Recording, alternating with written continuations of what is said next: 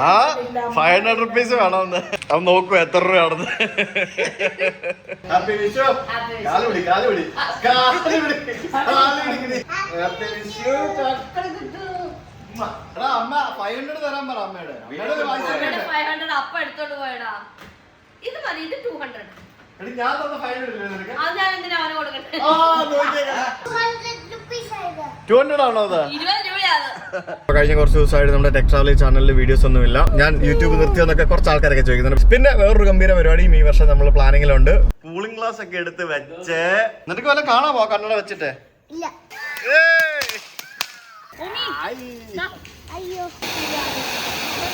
ഞങ്ങളുടെ ഫ്ലാറ്റിൽ വെടിക്കെട്ട് കഴിച്ചു നോക്കൂ. ഗൈസ് ഞങ്ങൾ വാഴ 2 കാണാൻ വന്നിരിക്കുകയാണ്. വാഴ 2. ഋഷി ഇവിടെ വാടാ. നീയാണോ വാഴ? ആരാ വാഴ?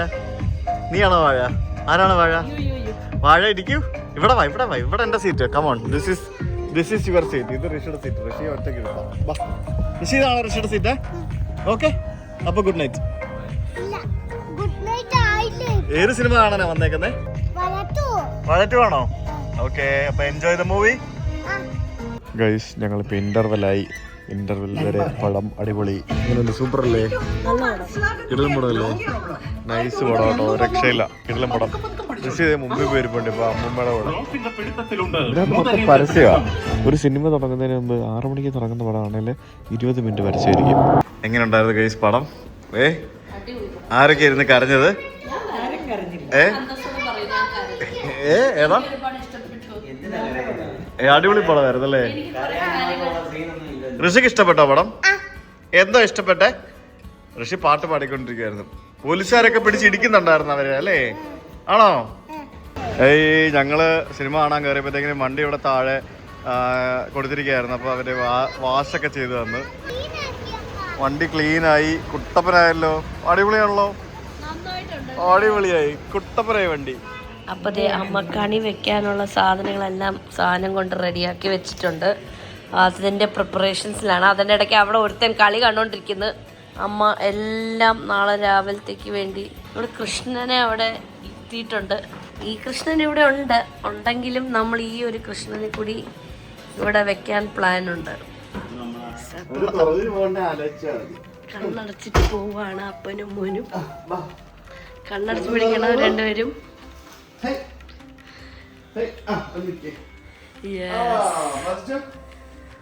നോക്ക് നോക്ക്, കണ്ണ് തുറന്ന് നോക്കിയോ ഋഷ? കണി കാണും നേരം കമല നേത്രന്റെ. ഋഷിയുടെ കണ്ണ് അന്ന് പൊത്തി. Happy Vishu, happy Vishu, happy Vishu, happy Vishu. Happy Vishu. Happy Vishu എല്ലാവർക്കും ഹാപ്പി വിഷു. എന്റെ വീട്ടിൽ ആദ്യമായിട്ടാണ് ഞാൻ വിഷുക്കണി കാണുന്നത്, ഈ ഫ്ലാറ്റിൽ വന്നതിന് ശേഷം. ഇതിപ്പോ 3ാമത്തെ വിഷുവാണ്. അതെ അതെ, ഇവിടെ വന്നിട്ട് 3ാമത്തെ വിഷുവാണ് ഇപ്പം. ആദ്യത്തെ വിഷുവിന് ഞാൻ വീട്ടിലായിരുന്നു, 2ാമത്തെ വിഷുവിന് ഞാൻ വീട്ടിലായിരുന്നു. ആദ്യത്തെ വിഷുവിന് കയറ്റി കെട്ടപ്പായിരുന്നു. അല്ല, നേരെ എത്തപ്പെട്ടായിരുന്നു. 3ാമത്തെ വിഷു ഇതെപ്പോഴാണ് ഞങ്ങൾ വിഷുക്കണി വെച്ച് കാണുന്നത്.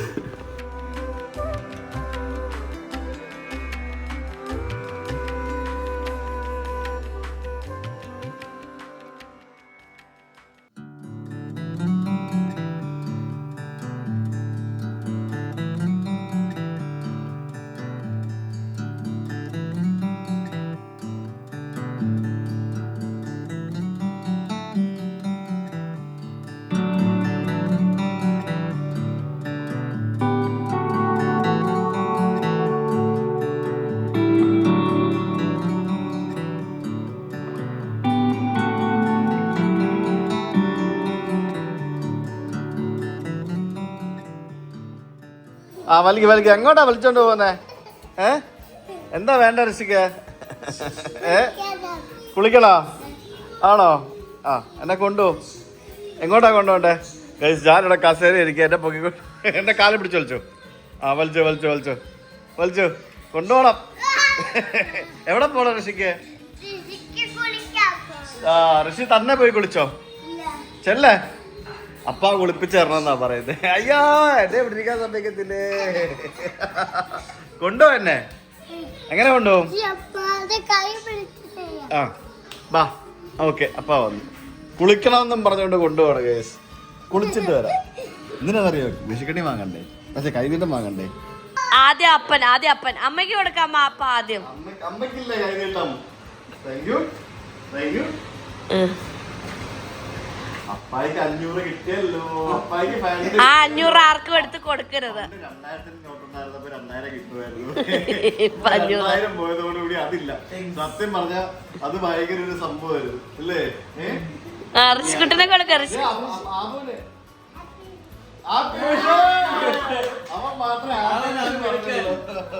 പിന്നെ ഞാൻ പേടിക്കണ്ട, ഇത് കൊള്ളാലോ.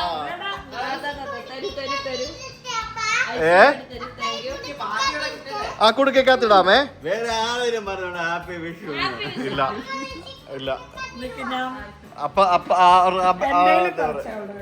ഓക്കെ. ഋഷിക്കുട്ടൻ മാത്രമേ ഹാപ്പി വിഷു പറഞ്ഞുള്ളൂ അല്ലേ? ആ ഇത് ഋഷിക്കുട്ടന്. ആ 500 റുപ്പീസ് വേണമെന്ന്. Thank you. അത് നോക്കൂ എത്ര രൂപയാണെന്ന്.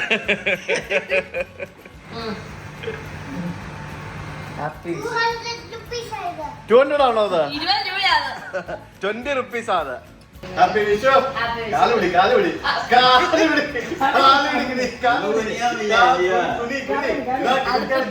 കിട്ടുന്ന അവസ്ഥ. കൈനിടം വേണം. ഓടിവാ. ഹാപ്പി വിഷു. ഹാപ്പി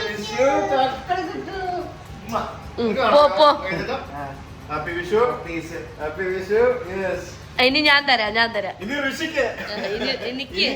ഇനി ഋഷിക്ക് കൊടുക്കാനുണ്ട്. ഋഷിക്കാണ് എല്ലാം കിട്ടാൻ പോകുന്നത്. ഋഷിയാണ് ഏറ്റവും യങ്ങസ്റ്റ് ആയിട്ടുള്ള ആളുകളായിരിക്കും ഏറ്റവും കൂടുതൽ കളക്ഷൻ കിട്ടുന്നത്. കാരണം മൂത്ത ആൾക്കാരിൽ നിന്നും ഇങ്ങനെ വാങ്ങാമല്ലോ. അതാണ് ഋഷി. ഇനി നോക്കട്ടാ. അമ്മയുടെ ഉണ്ട്.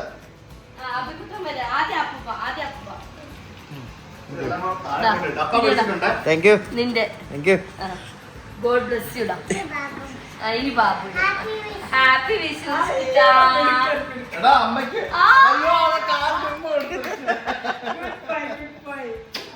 അമ്മ 500 തരാൻ പറ അമ്മയുടെ. 500 അപ്പ എടുത്തോണ്ട് പോയടാ. ഇത് മതി. ഇത് 200. ഞാൻ തന്ന 500 ഇല്ലേ നിനക്ക്? അത് ഞാൻ എന്തിനാ അവന് കൊടുക്കട്ടെ? അമ്മയുടെ 500 ഉണ്ടോ? ഇല്ലടാ, അത് മതി. അത് കറക്റ്റ്. അമ്മ പിടിച്ചോളാം. ഇത് അഭി കൊടുക്കടാ. ഹാപ്പി വിഷു. അപ്പൊ എല്ലാവർക്കും ഹാപ്പി വിഷു. ഇത് ഋഷിയുടെ കുടുക്കയാണ് കേസ്. ഋഷിയുടെ കുടുക്ക ഉണ്ടാടാ. ഇത് നമ്പർ ലോക്ക് ഒക്കെയാണ്. ഇതിന്റെ നമ്പർ ലോക്ക് അത് പൊട്ടിക്കാൻ പറ്റൂല.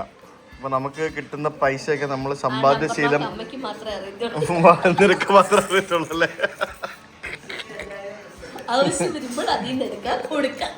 കൊള്ളാം. നീ ആള് കൊള്ളാലോ. ആ ഇടണേ. എവിടെ പോണ്? തൊറൂര് പോണോ? ദൈവമേ ഇത് നോക്ക്. ചേതാ ഇത് കണ്ടോ? കൂളിംഗ് ഗ്ലാസ് ഒക്കെ എടുത്ത് വെച്ച് ബാഗിനകത്ത് എന്താ തൊറൂര് പോകാനായിട്ട്? എന്തിനാ ഡ്രസ്?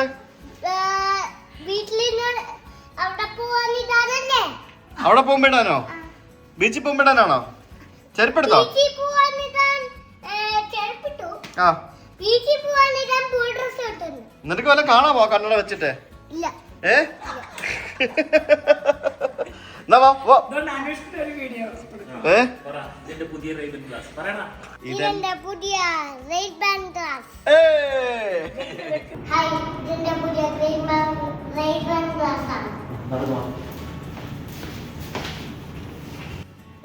എനിക്ക് വയ്യ. ഇതൊക്കെ എവിടെ ഇടാൻ? എനിക്ക് വയ്യ. ഋഷി വലിയ പുള്ളിയായി. Yes guys ready 1 2 3 yes. അപ്പൊ നമ്മൾ എവിടെ പോകുന്നു? ഞങ്ങൾ തുറവൂർ പോവാണ്. അപ്പോൾ കഴിഞ്ഞ കുറച്ച് ദിവസമായിട്ട് നമ്മുടെ ടെക് ട്രാവൽ ചാനലിൽ വീഡിയോസ് ഒന്നുമില്ല. So everybody was asking me like what happen, എന്താണ് ട്രാവലിംഗ് ഒക്കെ നിർത്തിയോ, എന്താണ് പരിപാടി എന്നൊക്കെ കുറേ ആൾക്കാർ ചോദിക്കുന്നുണ്ടായിരുന്നു. സംഭവം എന്താണെന്ന് പറഞ്ഞു കഴിഞ്ഞാൽ ഞാൻ യൂട്യൂബ് നിർത്തിയോ എന്നൊക്കെ കുറച്ച് ആൾക്കാരൊക്കെ ചോദിക്കുന്നുണ്ട്. പക്ഷേ വേറെ കുറച്ച് ആൾക്കാർക്ക് അതെന്താണെന്നുള്ളത് മനസ്സിലാവുന്നുണ്ട്. അപ്പോൾ കഴിഞ്ഞ 3 വർഷമായിട്ട് നമ്മളൊരു 75 കൺട്രീസ് നമ്മൾ കവർ ചെയ്തു. ഒരു കവർ ചെയ്തുള്ള നമ്മളുടെ യാത്ര അതായത് കഴിഞ്ഞ 3 വർഷം എനിക്ക് വീട്ടിൽ ഇരിക്കാൻ സമയമില്ലായിരുന്നു. ജസ്റ്റ് വരിക പോവുക എന്നുള്ളതല്ലാതെ ഇപ്പോൾ എറണാകുളത്തേക്ക് താമസം മാറിയിട്ട് എൻ്റെ ഫ്ലാറ്റിൽ താമസിക്കാൻ പോലും പ്രോപ്പറായിട്ട് താമസിക്കാൻ പോലും എനിക്ക് പറ്റിയിട്ടില്ല ഇതുവരെ. ഞാൻ ആദ്യമായിട്ടാണ് തോന്നുന്നു ഒരു മാസമൊക്കെ അടുപ്പിച്ച് കൊടുപ്പം നിൽക്കുന്നത് ഈ ഒരു മാറ്റത്തിന് ശേഷം. അപ്പോൾ എനിക്കൊരു I was missing my family time. പിന്നെ അങ്ങനെ ഒത്തിരി കാര്യങ്ങൾ മിസ് ചെയ്തു. പിന്നെ യാത്രകൾ മാത്രം ചെയ്തുകൊണ്ടിരുന്നിട്ട് എൻ്റെ കുറേ സംഭവങ്ങൾ ശരിക്കും പറഞ്ഞാൽ ജീവിതത്തിൽ നിന്ന് മിസ് ചെയ്തു എന്ന് തന്നെ പറയാം. അപ്പോൾ അങ്ങനെ ഈ ഒരു വർഷം ഇപ്പോൾ 2026 എന്ന് പറയുന്ന ഈ ഒരു വർഷം നമ്മളുടെ യാത്രകൾ ശരിക്കും വിദേശ യാത്രകൾ ലിറ്ററലി കുറവായിരിക്കും ഈ വർഷം. ഫസ്റ്റ് ഓഫ് ഓൾ ഈ എന്താ പറയുക, ഈ യുദ്ധം ബാക്കിയുള്ള സംഭവങ്ങളൊക്കെ വന്നതോടുകൂടി ട്രാവലിംഗ് ഭയങ്കര എക്സ്പെൻസീവായി മാറി. അപ്പോൾ നമുക്ക് തൽക്കാലം ഒന്ന് കുറച്ച് ഹോൾഡ് ചെയ്യാം. എക്സ്പെൻസീവ് എന്നുള്ള കാര്യം മാത്രമല്ല, മൊത്തത്തിലുള്ള ഒരു അനിശ്ചിതത്വം ഒക്കെ അവിടെയുണ്ട്.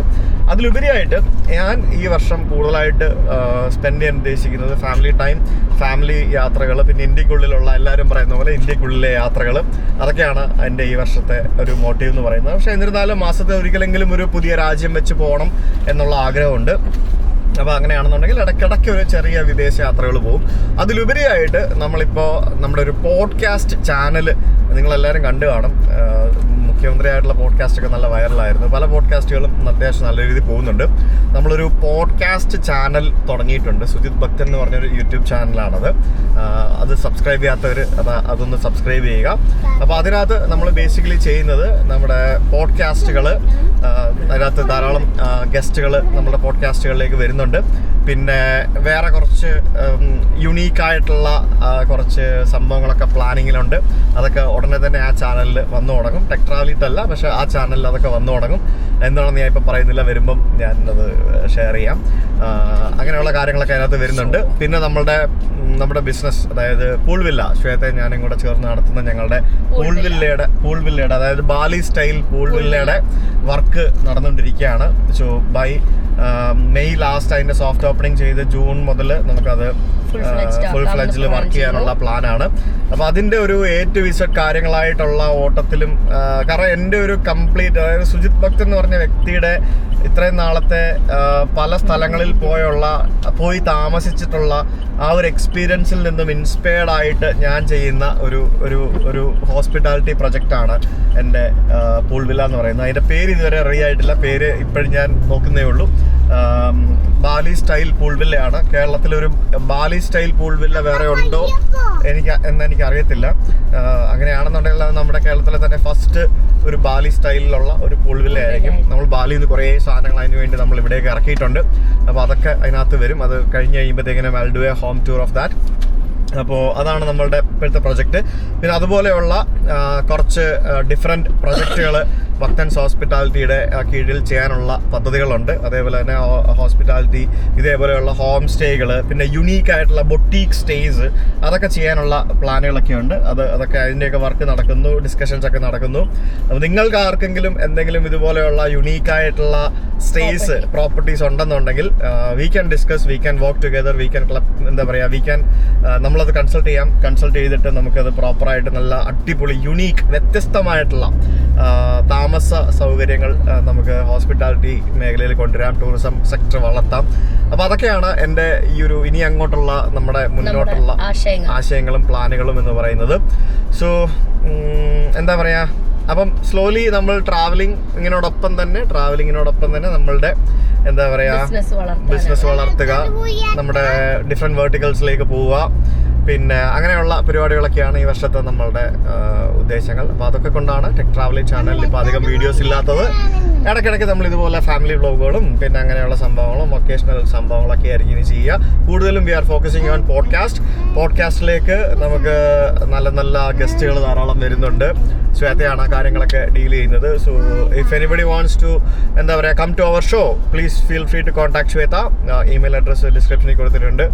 പിന്നെ ഈ പറഞ്ഞ പോലെ എന്തെങ്കിലുമൊക്കെ വില്ല പ്രൊജക്റ്റുകളോ അല്ലെങ്കിൽ അതായത് ടൂറിസം സെക്ടറിലുള്ള എന്തെങ്കിലുമൊക്കെ പ്രൊജക്റ്റുകൾ നിങ്ങളുടെ മനസ്സിലുണ്ടെങ്കിൽ we can work out together especially in the hospitality industry. So feel free to contact us and we are here. Yes, we are here. Makkans Hospitality is there. പിന്നെ വേറൊരു ഗംഭീര പരിപാടിയും ഈ വർഷം നമ്മൾ പ്ലാനിങ്ങിലുണ്ട്. By August or September Onam ടൈമിൽ അതൊക്കെ അപ്പോൾ അതൊക്കെ നമ്മൾ അടുത്ത ദിവസങ്ങളിൽ നമ്മൾ പറയുന്നതായിരിക്കും. എന്തായാലും ഞങ്ങളിപ്പോൾ ഇന്നത്തെ പരിപാടി എന്ന് പറയുന്നത് we are having some family time in Thuravoor. ശരിക്കും ഉണ്ടല്ലോ, ശ്വേതയുടെ നാടെന്ന് പറയുന്നത് ഈ തുറവൂരും പരിസര പ്രദേശങ്ങളൊക്കെ എന്ത് ഭംഗിയാണെന്നറിയോ അല്ലേ ചേട്ടാ? ഭയങ്കര ഭംഗിയുള്ള സ്ഥലമാണ്. അതായത് ഫുൾ ഈ പറഞ്ഞ പോലെ നല്ല ഒരു സൈഡിൽ കടല്, കുറച്ചങ്ങോട്ട് പോയി കഴിഞ്ഞാൽ കടല്, പിന്നെ ഇങ്ങോട്ട് വന്നു കഴിഞ്ഞാൽ കായല്, പിന്നെ മൊത്തം പച്ചപ്പും ഹരിതാപയും. ഇപ്പൊ പിന്നെ ആ ഭംഗി കൂട്ടാനായിട്ട് നമ്മുടെ നാഷണൽ ഹൈവേ വികസിച്ച് നല്ല അടിപൊളിയായിട്ട് ആ പാലം, ഗംഭീര പാലം, നമ്മുടെ ഇന്ത്യയിൽ ഏറ്റവും നീളമുള്ള ലോങ്സ്റ്റ് എലിവേറ്റഡ് ഹൈവേ നമ്മുടെ കൊച്ചു കേരളത്തിലാണ് വരുന്നത്. അതിവിടെ തുറവൂർ മുതൽ അരൂർ വരെയാണ്. തുറവൂർ എവിടെയാണ് അത് കൊണ്ടിറക്കുന്നതെന്ന് ഇപ്പോഴും നമുക്കറിയത്തില്ല. അരൂർ എന്തായാലും ആ ജംഗ്ഷൻ കഴിഞ്ഞ് അപ്പുറത്ത് ആ പാലത്തിന് മുമ്പായിട്ട് അത് കൊണ്ടിറക്കും. അത് വളരെ മനോഹരമായിട്ടുള്ളൊരു 6 lane ഹൈവേ ആണ് അതിവിടെ പണി നടന്നുകൊണ്ടിരിക്കുന്നത്. ഭയങ്കര ഫാസ്റ്റായിട്ട് അതിൻ്റെ പണി നടക്കുന്നുണ്ട്. ശരിക്കും ഞങ്ങൾക്ക് പണ്ട് എറണാകുളത്ത് നിന്ന് ഇവിടെ വരെ വരാൻ ശരിക്കും ഞങ്ങൾക്ക് വയ്യായിരുന്നു. ഞങ്ങൾ എത്ര നാൾ ശേഷം നമ്മളിപ്പോൾ വീട്ടിലോട്ട് വരുന്നതെന്ന് അറിയാമോ? കുറേ നാൾക്ക് ശേഷമാണ്. ചേതാറ വീട് സത്യം പറഞ്ഞാൽ 25 കിലോമീറ്ററേ ഉള്ളൂ. അരമണിക്കൂർ പോലും വേണ്ടാത്ത ഒരു സാഹചര്യമായിരുന്നു. പക്ഷേ പണി നടക്കുന്ന സമയത്ത് ഭയങ്കര ബുദ്ധിമുട്ടായിരുന്നു. ഏകദേശം 1.5 മണിക്കൂർ വരെ എടുക്കുമായിരുന്നു ട്രാഫിക്കിനിടയ്ക്ക് ഇങ്ങോട്ട് വന്ന് പോകണമെന്നുണ്ടെങ്കിൽ. ഒരു തവണ വണ്ടി ഓടിച്ചോടെ വരെ വന്നു കഴിഞ്ഞാൽ പിന്നെ വണ്ടി വാഷ് ചെയ്യാണ്ട് പിന്നെ അതിനകത്ത് കയറാൻ പറ്റാത്ത രീതിയിൽ പൊടിയടിക്കുന്നൊരവസ്ഥയായിരുന്നു. അപ്പോൾ അത് ഒത്തിരി ബെറ്ററായി, നല്ല റോഡുകളായിരുന്നു. റോഡിൻ്റെ പണിയൊക്കെ ഓൾമോസ്റ്റ് കഴിഞ്ഞ് താഴെയൊക്കെ അത്യാവശ്യം ടാർ ചെയ്തിട്ട് മുകളിൽ ഇനിയിപ്പം എത്ര നാളെടുക്കുമെന്ന് അറിയത്തില്ല. എന്തായാലും ഒരു 1.5 വർഷം കൂടെ എടുക്കുമായിരിക്കും മൊത്തം ഇത് തീർന്ന് എല്ലാ റോഡും കൂടെ ഓപ്പണായി വരാമെന്നാണ് വിചാരിക്കുന്നത്. എന്തായാലും ഭയങ്കര ഭംഗിയാണ് കാണാനായിട്ട്. ആ റോഡിങ്ങനെ നീണ്ടു തീർന്ന് കിടക്കുന്ന കാണാനും പിന്നെ ഇവിടുത്തെ അപ്പുറത്തും ഇപ്പുറത്തുമുള്ള കായലുകളും പിന്നെ അങ്ങനെയുള്ള പല സംഭവങ്ങളും. ഞങ്ങൾ വരുന്ന വഴിക്ക് ഇവിടെ റെയിൽവേ ക്രോസ് വന്നു. അപ്പോൾ അവിടെ റെഡാണ്, ഋഷിക്ക് ട്രെയിൻ കാണാം. റെയിൽവേ ഗേറ്റിന് മുമ്പിൽ ക്ഷമയോടെ കാത്തു നിൽക്കും, ഗേറ്റ് അടച്ചു കഴിഞ്ഞാൽ ക്രോസ് ചെയ്യുന്നത് കുറ്റകരമാണെന്നൊക്കെ പറഞ്ഞ് ബോർഡൊക്കെ എഴുതി വെച്ചിട്ടുണ്ട്. ക്ഷമ ഇല്ലാത്ത ആൾക്കാർക്ക് വേണ്ടിയാണ്. നമുക്ക് പൊതുവേ ക്ഷമയില്ലല്ലോ, അതാണ് സംഭവം. എവിടെ പോ? ട്രെയിൻ അകത്തിരുന്ന് കണ്ടാ പോരെ? പിന്നെ വീടെടുത്ത് ഇറങ്ങ, വാ, കമോൺ കമോൺ കമോൺ. ഏടാ ട്രെയിൻ വരുന്നത്? ഇത് ഏതാണോ? ഹലോ,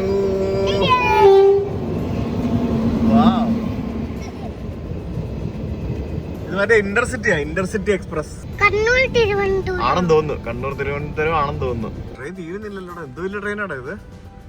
ബിഗ് ട്രെയിൻ ആണ് guys, big train. Bye. Train തീർന്ന് കഴിഞ്ഞ്, ഫിനിഷ്, ഡൺ. ഇത് തുറക്കുന്നില്ലല്ലോ. അവിടെ തൊട്ടപ്പുറത്ത് തുറവൂർ സ്റ്റേഷനാണ്.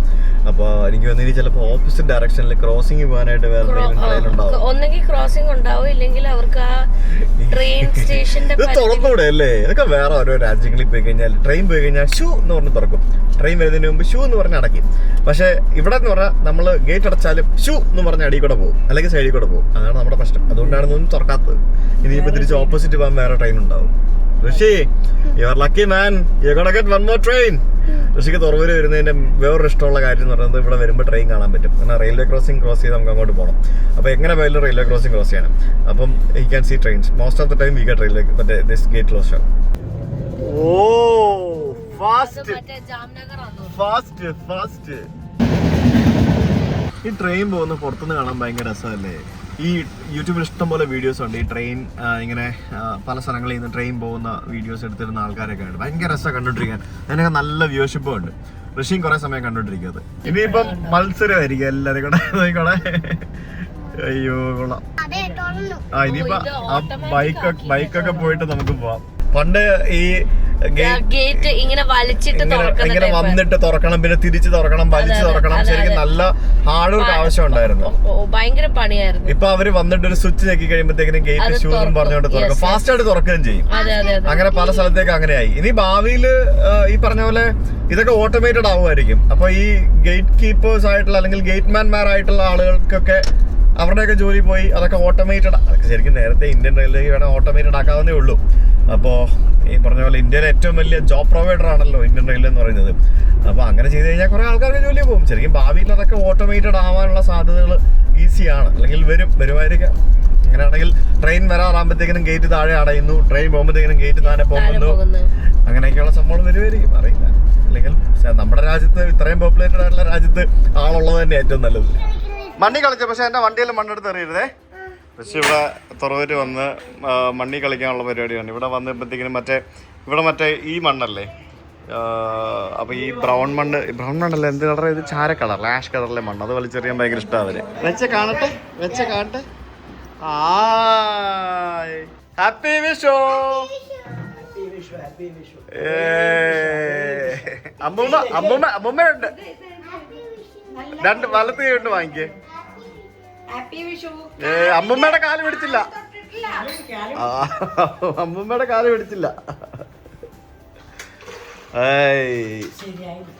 അത് അവിടെ വെച്ചോട്ടോ. ആരടാ എന്റെ വണ്ടിയില് മണ്ണറിയുന്നത്? എറിയരുത് കേട്ടോ, അല്ലാതെ മണ്ണി കളിച്ചാ മതിയാ. നമുക്കിനിയിപ്പോൾ ശ്വേതയുടെ വീടിന്റെ മുകളിലെ ആകാശ ദൃശ്യം കാണാം. ഒരു രക്ഷയില്ല. ഇവിടെ നിന്നൊരു 200 മീറ്റർ പുറകിലോട്ട് പോയി കഴിഞ്ഞാൽ പിന്നെ അങ്ങോട്ട് പാടങ്ങളാണ്. പാടങ്ങൾ എന്ന് പറയുമ്പോഴത്തേക്കിന് ചെമ്മീൻകെട്ട്, പിന്നെ കൃഷിസ്ഥലങ്ങൾ എന്ന് പറഞ്ഞാൽ നെൽകൃഷി ഒന്നും ഈ ഭാഗത്ത് ഇല്ലാന്ന് എനിക്ക് തോന്നുന്നത്. മൊത്തം ചെമ്മീൻകെട്ടുകളായിരിക്കും. അങ്ങ് ദൂരെ നമുക്ക് കടലും കാണാം. പിന്നെ ഒരു ഭാഗത്തേക്ക് നോക്കിക്കഴിഞ്ഞാൽ തെക്ക് വടക്ക് കിടക്കുന്ന നമ്മുടെ നാഷണൽ ഹൈവേയുടെ ആ ഒരു എലിവേറ്റഡ് ഹൈവേ ഇങ്ങേ അറ്റം മുതൽ അങ്ങേ അറ്റം വരെ ഇങ്ങനെ നീണ്ടു നിവർന്ന് കിടക്കുന്നത് കാണാൻ സാധിക്കും. പിന്നെ തുറവൂർ റെയിൽവേ സ്റ്റേഷൻ കാണാൻ പറ്റും. അങ്ങനെ മൊത്തത്തിൽ മനോഹരമായിട്ടുള്ള പച്ചപ്പും ഹരിതാപയും നിറഞ്ഞ ഒരു കിടുക്കാച്ചി ആംബിയൻസ് ആണ് ഇവിടെ വന്നു കഴിയുമ്പോൾ എനിക്ക് കിട്ടുന്നത്. ഋഷിക്കാണെങ്കിൽ ഇവിടെ മണ്ണി കളിക്കാൻ ഭയങ്കര ഇഷ്ടമാണ്. അവനിവിടെ വന്നു കഴിഞ്ഞാൽ ഫുൾ ടൈം മണ്ണി കളിയും പരിപാടികളൊക്കെ ആയിരിക്കും. മണ്ണി കളിച്ച് ലാസ്റ്റ് അവസാനം കുളിപ്പിച്ച് 2 തവണ കുളിപ്പിച്ചാലും മണ്ണത്രയും പോകാത്തത്ര മണ്ണിക്കളി ആയിരിക്കും അവനോട് വന്നാൽ ചെയ്യുന്നത്. അപ്പം ഞാനും ഋഷിയും കൂടെ ഞങ്ങൾ ഉച്ചയ്ക്ക് ഫുഡെല്ലാം കഴിച്ച് ഞങ്ങൾ ഇവിടെ ഇങ്ങനെ മണ്ണി കളിച്ചും അതേപോലെ തന്നെ ഞാനിങ്ങനെ ഡ്രോണൊക്കെ പറത്തി കുറച്ച് വിഷ്വൽസ് ഒക്കെ എടുത്ത് നല്ല ഭംഗിയുള്ള കുറേ കാഴ്ചകളൊക്കെ കണ്ടൊക്കെ ഇങ്ങനെ ആസ്വദിച്ചുകൊണ്ടിരിക്കുകയാണ്. ശരിക്കും നമ്മൾ ഇത്രയും നല്ലൊരു സ്ഥലം, ഇത്രയും നല്ല നമ്മുടെ നാട് ഇവിടെ ഉണ്ടായിട്ട് നമ്മളിതൊക്കെ കാണണ്ടേ, നമ്മളിതൊക്കെ എൻജോയ് ചെയ്യണ്ടേ അല്ലേ? യെസ്, അതാണ്. ഇതാരാ? ഇതെന്തിനാ ഇത്? ബീച്ചിൽ പോകുന്നതിന് സ്വിം ഡ്രസ് അപ്പ കൊണ്ടുവന്നിട്ടില്ലല്ലോ. സ്വിം ഡ്രസ് ശരി. അപ്പൊ പിന്നെ ആരിറക്കും ബീച്ചിൽ? നീ ഇറക്കാ? അമ്മ ഇറക്കും കേട്ടോ ഋഷി. അമ്മ ഇറക്കും കേട്ടോ ബീച്ചില്. അപ്പ ഇറക്കത്തില്ലേ? കൊള്ളാം, ബാ പോ. അപ്പ ഇറങ്ങണ്ട അല്ലേ? അമ്മ ഇറക്കുന്ന എനിക്കൊന്ന് കാണണേ. ഞങ്ങളിപ്പോ ബീച്ചിൽ പോവാണ്. ബീച്ചില് ചെല്ലാനം ബീച്ചോ അതൊക്കെ അന്ധകാരനഴി ബീച്ച്, ഇങ്ങനെയുള്ള കുറെ ബീച്ചുകൾ ഇവിടെ അടുത്തുണ്ട്. ഏതെങ്കിലും ഒരു ബീച്ചിൽ പോകണം. ഇപ്പോ അങ്ങോട്ട് പോയി കഴിഞ്ഞാൽ സൺസെറ്റും കാണാം. സൂര്യൻ അസ്തമിക്കുന്ന ആ സൈഡിലാണല്ലോ. ലാലേട്ടനാണോ? അതെന്നാ? ഏത് സിനിമയിലെ ലാലേട്ടനാ? സ്പടികമാണോ?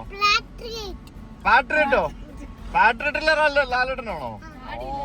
അടിപൊളി. ഞങ്ങളിപ്പോ എത്തിയിരിക്കുന്നത് ചെല്ലാനം എന്ന് പറഞ്ഞ സ്ഥലത്താണ്. ചെല്ലാനം ബീച്ച് അടിപൊളിയാണ്. നമ്മൾ അന്ന് കൊണ്ടൈലി എന്ന് പറഞ്ഞ റിസോർട്ടിൽ ഒന്ന് താമസിച്ചില്ലേ, നമ്മുടെ സൗത്ത് ഇന്ത്യൻ ഫാമിലി ട്രിപ്പ് തുടങ്ങിയ സമയത്ത്? അത് ആക്ച്വലി ഇവിടെയായിരുന്നു. ചെല്ലാനം ഹാർബറിന്റെ ഒരു സൈഡിൽ കംപ്ലീറ്റ് നമ്മുടെ വാക്ക് വേ ആണ്, അതായത് കടൽ ഭിത്തിയാണ് നിർമ്മിച്ചു വെച്ചിരിക്കുന്നത്. അപ്പൊ ആ ഒരു വാക്ക് വേയുടെ ഇപ്പുറത്തെ ചെല്ലാനം ഹാർബറിന്റെ മറ്റൊരു ഭാഗത്തായിട്ടാണ് ശരിക്കും ചെല്ലാനം ബീച്ച് വരുന്നത്. എറണാകുളത്തേക്കൊക്കെ വരുന്ന ആൾക്കാർക്ക് ശരിക്കും നിങ്ങൾക്ക് ബീച്ചൊക്കെ കാണണമെന്നുണ്ടെങ്കിൽ ശരിക്കും നമ്മുടെ കുഴിപ്പള്ളി, ചെറായി എന്നൊക്കെ തുടങ്ങിയ സ്ഥലത്തേക്കൊക്കെ പോകണം.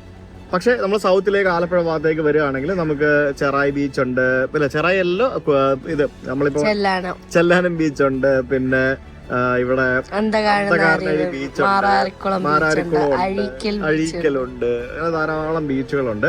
ഇതാണ് എന്റെ നാട്. യെസ്, ഇതാണ് ശ്വേതയുടെ നാട്. ശ്വേത, ഇവർ ആക്ച്വലി ലക്കി. ഇതിപ്പോ എറണാകുളത്ത് നിന്ന് ജസ്റ്റ് ഒരു 20-25 കിലോമീറ്റേഴ്സ് അവേ ആണ് ഈ മനോഹരമായിട്ടുള്ള സ്ഥലങ്ങളെല്ലാം നിങ്ങൾ കാണുന്നത് എന്നുള്ളതാണ് ഇതിനകത്ത് ഏറ്റവും വലിയൊരു രസം എന്ന് പറയുന്നത്. ഇത്രയും നല്ല കോസ്റ്റൽ റീജിയൻ, ഇത്രയും നല്ല മനോഹരമായിട്ടുള്ള ബീച്ചുകളൊക്കെ ഉള്ള നമ്മുടെ ഈ കുഞ്ഞ് കേരളം എന്ന് പറയുന്നത് ശരിക്കും എത്രത്തോളം ടൂറിസം സാധ്യതകളുള്ള ഒരു സംഭവമാണ് അല്ലെ ഈ കേരളം എന്ന് പറയുന്നത്.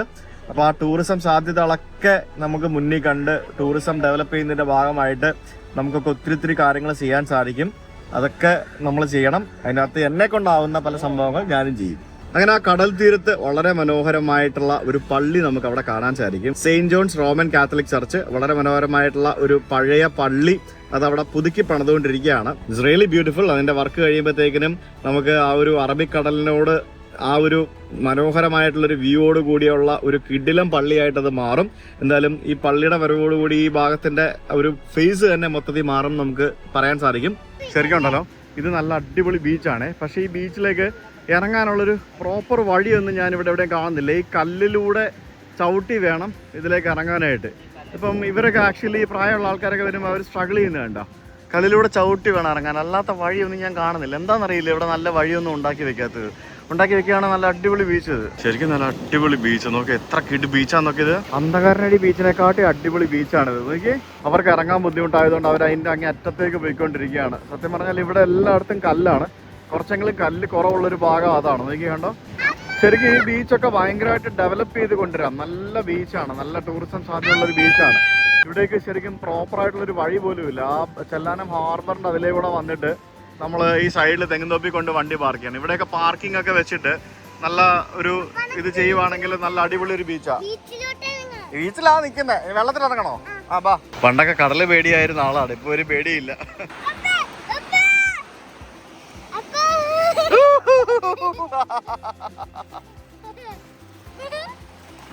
സാധാരണ നമ്മുടെ നാട്ടിലെ ബീച്ചിന്റെ ഒരു പ്രശ്നം എന്ന് പറഞ്ഞാൽ ശക്തമായ തിരയാണ്. ഇവിടെ ഈ ഒരു ഏരിയയിൽ ശക്തമായ തിരയില്ലാത്തതിന്റെ മെയിൻ റീസൺ ഇവിടെ ഒരു ബണ്ട് പോലെ ഇവിടുത്തെ ഈ ഒരു ചെല്ലാനം ഫിഷിംഗ് ഹാർബർ നിൽക്കുന്നു എന്നുള്ളതാണ്. അപ്പോൾ അതിന്റെ തൊട്ട് ബാക്കിലുള്ള ഈ ഒരു 500 മീറ്ററോളം വരുന്ന ഈ ഒരു കടൽ തീരം, പ്രത്യേകിച്ച് ആ പള്ളിയുടെ അവിടം വരെയുള്ള ഈ ഒരു കടൽ തീരം വളരെ നല്ല ശാന്തമായിട്ടുള്ള വലിയ തിരയില്ലാത്തൊരു കടൽ തീരമാണ്. അപ്പോൾ ഇത് ശരിക്കും നല്ല രീതിയിൽ ടൂറിസം സാധ്യതയുള്ളൊരു സ്ഥലമാണ്. അത് ഇവിടുത്തെ ഭരണാധികാരികൾ ശരിക്കും ശ്രദ്ധിച്ച് അതൊക്കെ അടിപൊളിയാക്കുമെന്ന് വിചാരിക്കുന്നു. ഭയങ്കര ഭംഗിയാണെന്ന് ഈ സ്ഥലം, ഭയങ്കര ഭംഗിയാണ്, നല്ലൊരു സ്ഥലമാണ്. അപ്പോൾ കുറേ കൂടെ സൗകര്യം കൊടുക്കുകയാണെങ്കിൽ എത്ര ആളുകൾക്ക്, തദ്ദേശീയരായിട്ടുള്ള ആളുകൾക്ക് ഉപകാരപ്പെടും. അവിടെ ഇരുന്നോ, ഇരിക്കെ ഫുള്ള് നനഞ്ഞ്. ഇത് എൻ്റെ നേരത്തെ കൂടെ ആക്ക, ഞാൻ നനഞ്ഞിട്ടില്ല.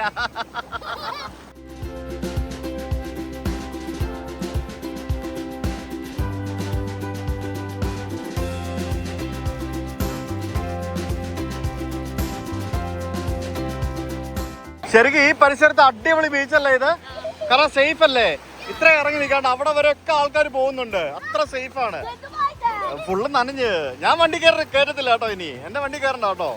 അവിടെ വരെ ഇത് നോക്ക് ശ്വേത, എത്ര അടിപൊളി ബീച്ചാണ്. അവിടെ വരെയൊക്കെ പിള്ളേർ പോയി നിൽക്കുന്നു. വലിയ തിര, അധികം ശക്തി ഇല്ലാത്ത ബീച്ച്. കഷ്ടപ്പെടായിരുന്നല്ലേ ഇറങ്ങി വരാൻ? അതും കൂടെ സംഭവം എളുപ്പമായിരുന്നെങ്കിൽ. കഷ്ടപ്പാടായിരുന്നു, പക്ഷെ എനിക്ക് പേടിയായിട്ടാണ് ഞാൻ ആ വഴി പോയിട്ട് വന്നത്. ശരിക്കും ആക്സസിബിലിറ്റിയും കൂടെ ഉണ്ടായിരുന്ന എന്ത് കിടുവായിരുന്നു ഈ beach.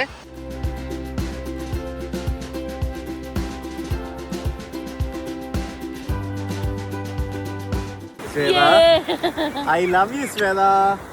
Sweta, I love you. I love you. അത് നോക്ക തിരയൊക്കെ കൊണ്ടുപോകും അങ്ങോട്ട്. അത് മൊത്തം വെള്ളത്തിലാ മുങ്ങി. ഇപ്പം ശരിക്കും പറഞ്ഞാൽ സ്വിമ്മിങ് പഠിക്കാൻ വിട്ടു തുടങ്ങിയപ്പം വെള്ളത്തിന്റെ പേടിയൊക്കെ മാറി. അത് വലിയൊരു ഫാക്ടറാണ്. നിങ്ങളുടെ കുട്ടികളെ, എൻ്റെയൊക്കെ ചെറുപ്പത്തിൽ എന്നെ ആരും സ്വിമ്മിങ് പഠിപ്പിച്ചില്ല.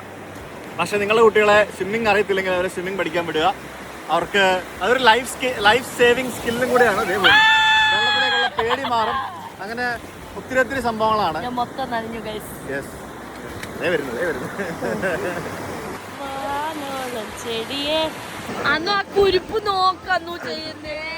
അവരവിടെ തകർക്കും. അവരൊരു പേടിയില്ല.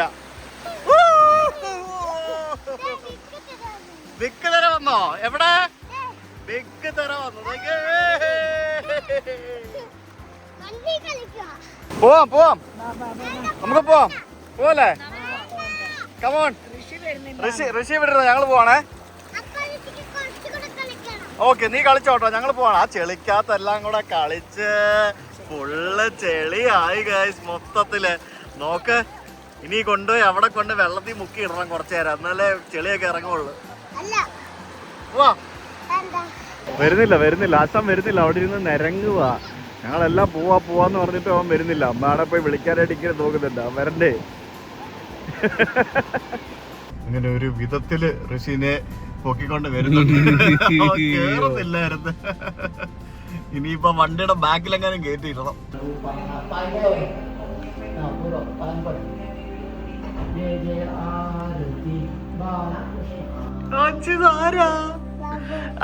ദാദാ ചെയ്തോ?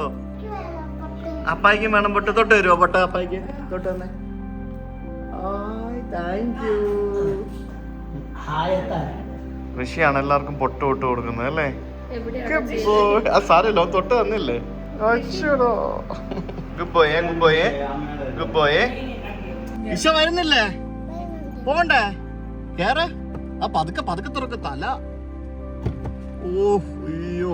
അപ്പൊ ഗൈസ് നമ്മൾ പോവാണ്. ഇനിയിപ്പോ അമ്പലത്തിലും കൂടെ കയറണം, എന്നിട്ടൊന്ന് പോണം.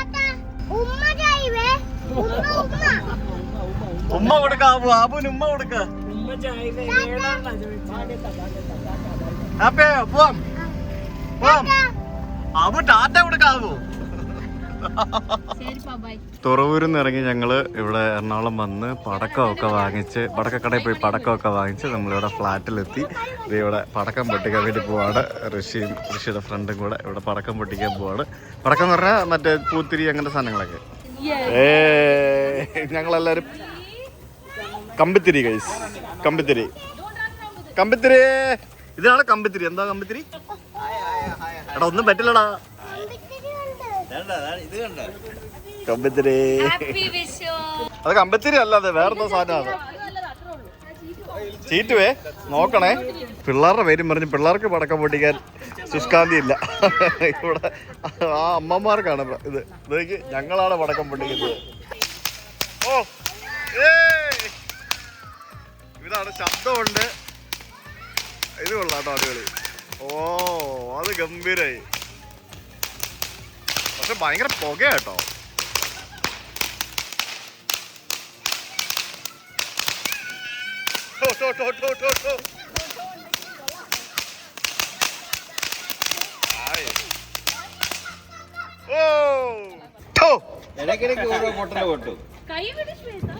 ഇല്ല അത് കൈ പിടിച്ച് കത്തിക്കുന്നുണ്ടോ കേട്ടോ.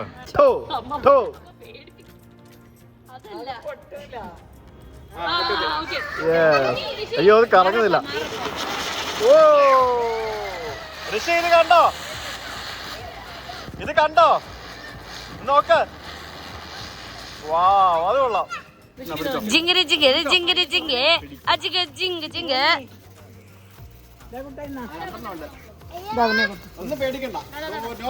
വാവ് ഋഷിക്കുട്ടൻ റോക്സ്.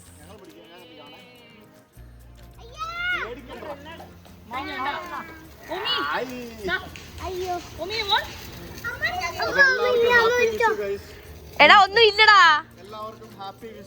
ഹാപ്പി വിഷു. ഞങ്ങളുടെ ഫ്ലാറ്റിൽ വെടിക്കെട്ട് കഴിച്ചു നോക്കൂ. വാവ് അത് കൊള്ളാം.